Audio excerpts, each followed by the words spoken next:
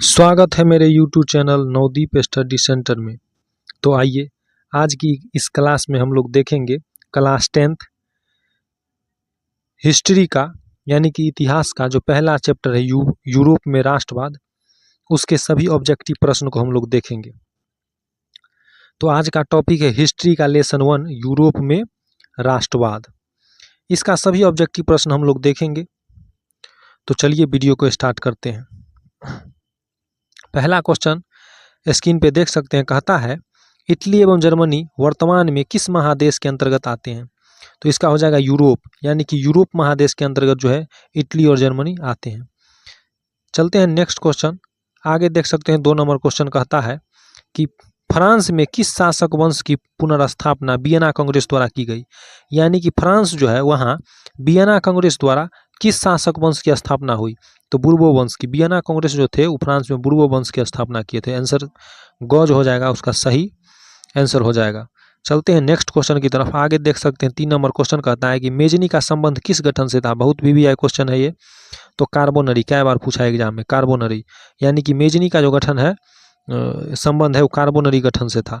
चलते हैं next question की तरफ। आगे 4 नंबर क्वेश्चन देख सकते हैं स्क्रीन पे, कहता है इटली एवं जर्मनी के एकीकरण के विरुद्ध निम्न में से कौन था। तो ऑस्ट्रेलिया था, यानी कि ऑस्ट्रिया जो था वो इटली और जर्मनी के एकीकरण के विरुद्ध था। चलते हैं नेक्स्ट क्वेश्चन। तो 5 नंबर क्वेश्चन कहता है कि काउंट काबूर को विक्टर एमेनुअल ने किस पद पर नियुक्त किया था। तो इसका होगा आंसर प्रधानमंत्री के पोस्ट पर। बहुत इंपॉर्टेंट क्वेश्चन है ये VVI। इस क्वेश्चन को ध्यान में रखिएगा कि काउंट काबूर को विक्टर एमेनुअल ने किस पद पर नियुक्त किया था। तो इसका हो जाएगा प्रधानमंत्री के पद पर। चलते हैं नेक्स्ट क्वेश्चन की तरफ। 6 नंबर क्वेश्चन कहता है कि गैरिबाल्टी पेशे से क्या था। तो इसका आंसर हो जाएगा नाविक, यानी गैरिबाल्टी जो था पेशे से नाविक था। चलते हैं नेक्स्ट क्वेश्चन की तरफ। आगे 7 नंबर क्वेश्चन कहता है कि जर्मन राइन राज्य का निर्माण किस शासक किसने किया था। जर्मन राइन राज्य का निर्माण किसने किया था। तो नेपोलियन बोनापार्ट ने। जो नेपोलियन बोनापार्ट था, आंसर इसका सही ऑप्शन गो है, यानी कि नेपोलियन बोनापार्ट ने जो है जर्मन राइन राज्य का निर्माण किया था। चलते हैं 8 नंबर क्वेश्चन की तरफ। 8 नंबर क्वेश्चन कहता है कि जालवेरीन एक संस्था थी तो व्यापारियों की, यानी कि व्यापारी सब जो है वही एक संस्था बनाया था जिसका नाम था जालवेरीन। चलते हैं 9 नंबर क्वेश्चन की तरफ। 9 नंबर क्वेश्चन बहुत भी इंपॉर्टेंट क्वेश्चन है। कहता है रक्त एवं लौह की नीति का अवलंबन किसने किया था। तो हो जाएगा बिस्मार्क ने। बहुत इंपॉर्टेंट क्वेश्चन है। रक्त एवं लौह की नीति का अवलंबन किसने किया था। तो बिस्मार्क ने किया था। चलते हैं 10 नंबर क्वेश्चन की तरफ। कहता है फ्रैंकफर्ट की संधि कब हुई थी। तो इसका हो जाएगा 1871 में, 1871, यानी कि 1871 ईस्वी में जो फ्रैंकफर्ट की संधि हुई थी। ये भी इंपॉर्टेंट क्वेश्चन है। चलते हैं 11 नंबर क्वेश्चन की तरफ। कहता है यूरोप वासियों के लिए किस देश का साहित्य एवं विज्ञान प्रेरणा स्रोत रहा। तो इसका हो जाएगा यूनान का, यानी कि यूनान देश का जो था साहित्य वो साहित्य ज्ञान विज्ञान प्रेरणा स्रोत रहा। चलते हैं 12 नंबर क्वेश्चन की तरफ। 12 नंबर क्वेश्चन कहता है 1829 ईस्वी की एंड्रियानोपुल की संधि किस देश के साथ हुई थी। तो इसका आंसर हो जाएगा तुर्की, यानी कि ये जो संधि हुई थी एंड्रियानोपुल की संधि, यह तुर्की के साथ हुई थी। चलते हैं नेक्स्ट क्वेश्चन की तरफ। नेक्स्ट क्वेश्चन देखिए, कहता है यहाँ पर देखिए, यहाँ पर लिखा हुआ है एक्स्ट्रा VVI क्वेश्चन, यानी कि कुछ एक्स्ट्रा क्वेश्चन हम लोग देखेंगे जो VVI का मतलब वेरी वेरी इंपॉर्टेंट, यानी कि बहुत जो इम्पोर्टेंट क्वेश्चन है वो कुछ ऐसे क्वेश्चन का कलेक्शन हम लोग अभी देखेंगे। तो देखिए, इससे पीछे हम लोग 12 क्वेश्चन देखें। आप वेरी इंपॉर्टेंट क्वेश्चन को देख रहे हैं जो एग्जाम की दृष्टि से बहुत महत्वपूर्ण है। देखिए पहला क्वेश्चन कहता है मेजनी का संबंध किस गठन से था। बहुत VVI क्वेश्चन सच में है ये, कार्बोनरी, यानी कि मेजनी का जो संबंध था वो कार्बोनरी गठन से था। चलते हैं नेक्स्ट क्वेश्चन 2 नंबर की तरफ। कहता है कि जालवेरीन एक संस्था थी तो व्यापारियों की देख चुके हैं क्वेश्चन। नेक्स्ट क्वेश्चन 3 नंबर देखिए, कहता है कि 1829 की एंड्रियानोपुल की संधि किस देश के साथ, तुर्की के साथ। ही क्वेश्चन भी देख चुके हैं। चलिए नेक्स्ट क्वेश्चन की तरफ चलते हैं। कहता है कि काउंट काबूर को विक्टर एमेनुअल ने किस पद पर नियुक्त किया था। इसका आंसर प्रधानमंत्री के पद पर। इसको भी देख चुके हैं। चलिए आगे देखिए, कहता है कि गैरिबाल्टी पेशे से क्या था, नाविक था। ये भी देख चुके हैं। चलिए, जर्मन राइन राज्य का निर्माण किसने किया था। तो इसका हो जाएगा नेपोलियन बोनापार्ट, आंसर भी इसमें टिक नहीं लगाया हुआ है, कोई बात नहीं, इसका हो जाएगा नेपोलियन बोनापार्ट। चलते हैं नेक्स्ट क्वेश्चन की तरफ। कहता है कि यूरोप में राष्ट्रवाद की पहली स्पष्ट अभिव्यक्ति कब हुई? तो यूरोप में राष्ट्रवाद की जो थे पहली, तो इसका सही आंसर हो जाएगा ऑप्शन ए, यानी कि 1789 की फ्रांस की क्रांति के साथ। इसमें भी टिक नहीं लगा हुआ है, कोई बात नहीं, देख लीजिए, इसका जो ए ऑप्शन है वो बिल्कुल सही है। चलते हैं नेक्स्ट क्वेश्चन की तरफ। आगे क्वेश्चन 8 नंबर कहता है यूरोप का मरीज किसे कहा जाता है? यूरोप का मरीज किसे कहा जाता है? तो इसका आंसर हो जाएगा तुर्की। बहुत इंपॉर्टेंट क्वेश्चन है, ये कई बार एग्जाम में, बहुत बार एग्जाम में पूछा है। तो यूरोप का मरीज जो है वो तुर्की को कहा जाता है। चलते हैं नेक्स्ट क्वेश्चन की तरफ। आगे 9 नंबर क्वेश्चन कहता है मेजनी का पतन किस वर्ष हुआ? मतलब मेजनी जो था उसका पतन किस वर्ष हुआ, कौन वर्ष उसका अंत हुआ, पतन हुआ? तो इसका जो आंसर हो जाएगा वो हो जाएगा मई 1848 में, यानी कि 1848 में, 1848 में। तो मई मंथ भी याद रखिएगा, मई मंथ में, और 1848 भी याद रखिए, यानी कि सी ऑप्शन जो है वो एकदम 100% सही है।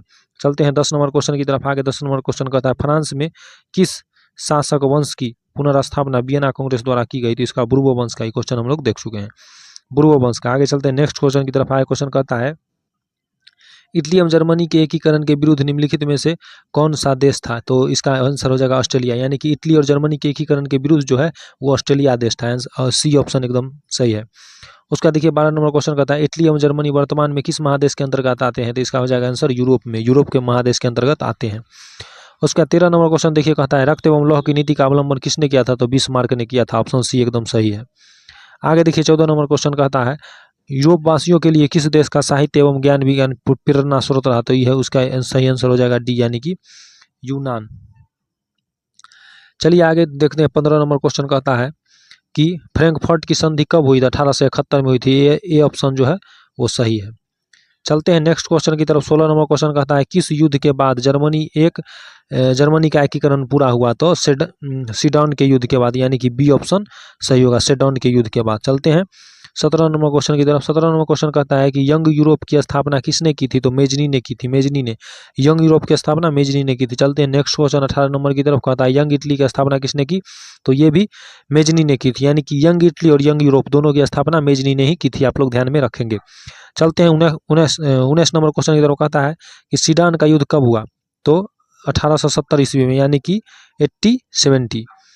तो 1870 ईस्वी में जो है सीडन का युद्ध हुआ था, ध्यान में रखेंगे। आगे चलते हैं नेक्स्ट क्वेश्चन की तरफ। 20 नंबर क्वेश्चन कहता है नेपोलियन संहिता किस वर्ष लागू हुआ? तो 1804 ईस्वी में, इसका सही ऑप्शन डी ऑप्शन सही है, 1804 ईस्वी में जो नेपोलियन संहिता लागू हुआ था। बहुत भी है क्वेश्चन। चलते हैं 21 नंबर क्वेश्चन की तरफ। कहता है वियना सम्मेलन का अध्यक्ष कौन था? यानी कि वियना सम्मेलन जो हुआ था कांग्रेस के अंतर्गत, इसका अध्यक्ष कौन था? इसका अध्यक्ष जो है मेटरनिक था, यानी कि वियना सम्मेलन का जो अध्यक्ष था वो मेटरनिक था। चलते हैं नेक्स्ट क्वेश्चन की तरफ। नेक्स्ट 22 नंबर क्वेश्चन कहता है मेटरनिक व्यवस्था का उद्देश्य क्या था? तो इसका जो उद्देश्य था वो पुरातन व्यवस्था की पुनर्स्थापना करना। तो इसका मुख्य उद्देश्य था पुरातन व्यवस्था की पुनर्स्थापना करना, मतलब फिर से पुरातन व्यवस्था की स्थापना करना। 23 नंबर क्वेश्चन देखिए कहता है सन 1870 में फ्रांस और पर्सा के बीच युद्ध कहाँ हुआ था? तो इसका सही आंसर होगा सेडन में, यानी कि सेडन में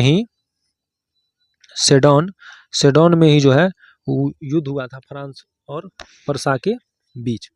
चलते हैं नेक्स्ट क्वेश्चन की तरफ। आगे क्वेश्चन कहता है, आगे देखिए 24 नंबर क्वेश्चन कहता है कि वियना सम्मेलन किस वर्ष हुआ? तो वियना सम्मेलन जो हुआ था वो 1815 ईस्वी में हुआ था। तो आप लोग ध्यान में रखेंगे, बहुत इंपॉर्टेंट क्वेश्चन है कि वियना सम्मेलन कब हुआ?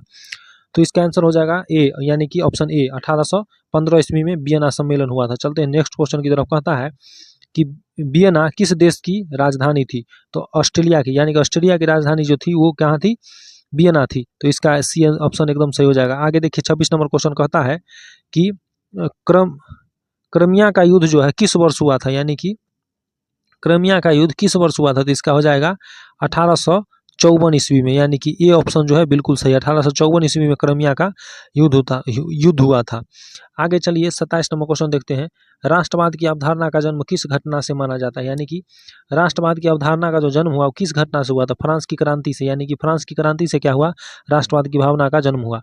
आगे चलिए 28 नंबर क्वेश्चन कहता है लाल कुर्ती का गठन किसने किया था? कार्बोनरी। बहुत इंपॉर्टेंट क्वेश्चन है कि लाल कुर्ती का गठन किसने किया था। इसका सही आंसर हो जाएगा कार्बोनरी, यानी कि लाल कुर्ती का गठन कार्बोनरी किया था। 29 नंबर क्वेश्चन देखिए कहता है यूरोपीय सभ्यता का पलना किसे कहा जाता है? तो यूनान को, यानी कि यूरोपीय सभ्यता का पलना कहा जाता है यूनान को, यानी कि इसका जो बी ऑप्शन है बिल्कुल सही है। चलते हैं नेक्स्ट क्वेश्चन की तरफ। आगे देखिए 30 नंबर क्वेश्चन कहता है कि वर्साई की संधि कब हुई? तो 1919 ईस्वी में। 1919 ईस्वी में जो हुआ था वो वर्साई की संधि हुआ था।